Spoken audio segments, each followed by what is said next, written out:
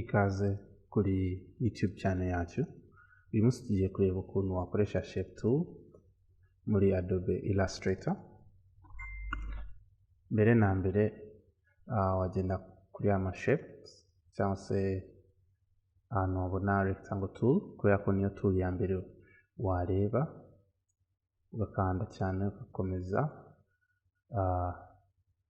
ukahita ubona ama shape yose.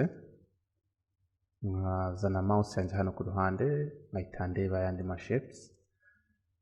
Sasa rero igihe ushaka gukoresha ama shape, waza kuri workspace yawe ugakanda rimwe, ukahita ushyiramo size ushaka hano, width na height, then ugakanda OK. Ya shape yawe itiza, cyangwa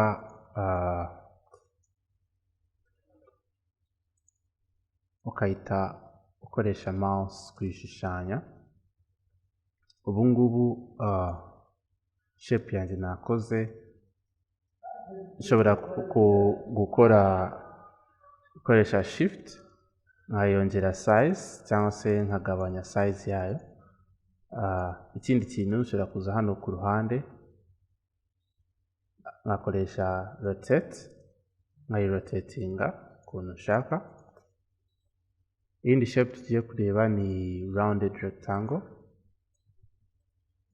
iyo mu mpande itandukanye na yindi twarebye ya mbere.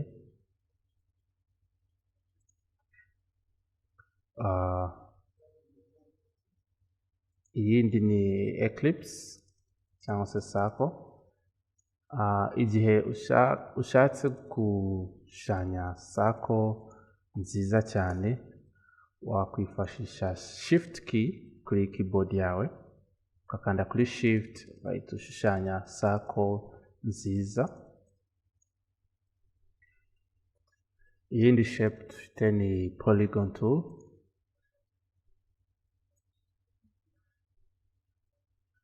Ukanze kuri shift nayo wakora polygon nziza. Kandi polygon ushobora no kuyikoresha gukora ama design ya background. Urabona igihe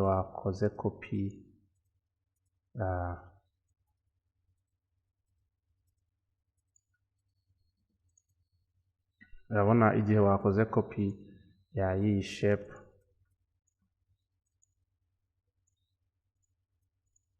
ushobora gukora design nziza cyane. Wenda nk'ubu ngubu, cyangwa se izi shape nakoze copy nshaka no kuzishyira aha ngaha.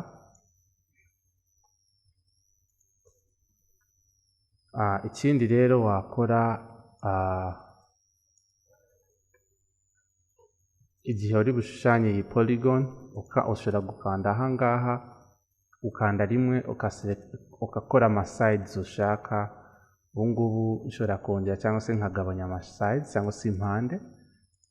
Igihe nashyizeho wenda impande 9, urabona iriya polygon yanjye yaba yiyongeye impande zitandukanye.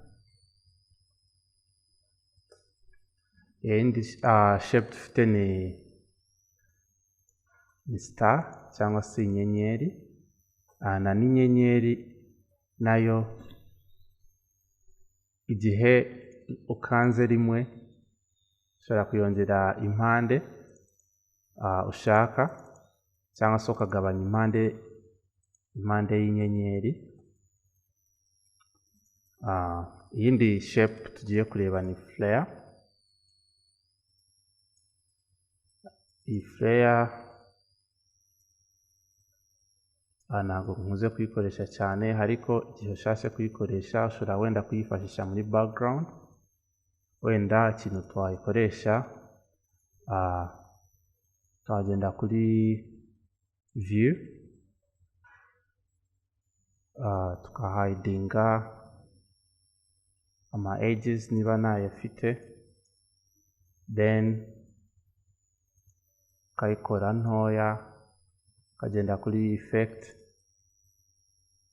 Ugiye kuri effect rero, genda kuri distort and transform, kugenda kuri transform ukakanda kuri preview, wenda nashyiraho angle 20 nkashyiraho copies wenda 30, nkahindura hano ama settings amwe namwe gukora wenda design muri iyi flare tool. Urabona ubu ngubu mba nakoze design nshobora kwifashisha wenda muri background, nk'igihe naba mfite background yanjye tuyihereza ibara,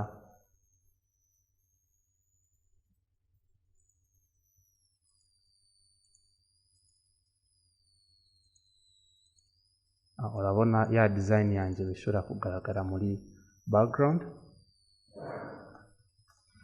bitewe n'impamvu ushaka gukoresha ya flare tool yawe.